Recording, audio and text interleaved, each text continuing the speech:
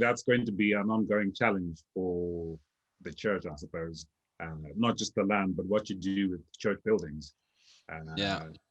Is it justified to keep on pouring into maintaining these difficult to maintain buildings?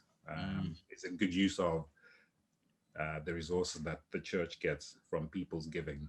Yeah, I mean, personally, I think it's important to preserve historic monuments, whether they be religious or not. I mean, I think even if it's within the confines of a museum, and obviously you can't protect buildings in a museum, but I mean, I'm looking outside now at the Burford Church here, and it's a building which is steeped in history and architecture and everything else, and it'd be a shame if it were to just be demolished. I mean, certainly that would be, or even if it were to left to go to ruin.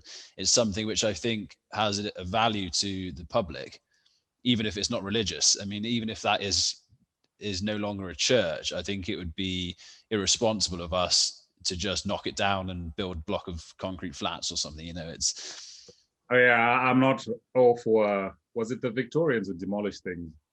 Probably. I mean, they build things as well. It wasn't all demolishing. I don't think we can blame them for that.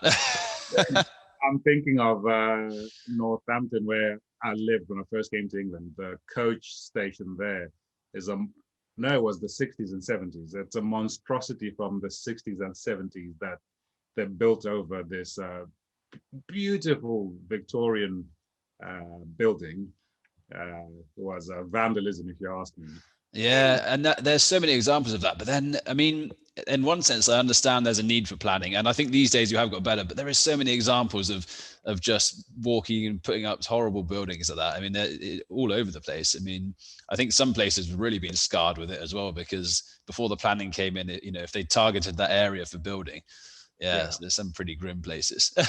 Yeah, so I'm all for historical preservation, like our church here in Bledington and St. Nicholas in Oddington. Beautiful churches, but it's making sure that if we're going to preserve them, there's some, well, I know the Historical Society have stepped into churches, I can't remember, some society have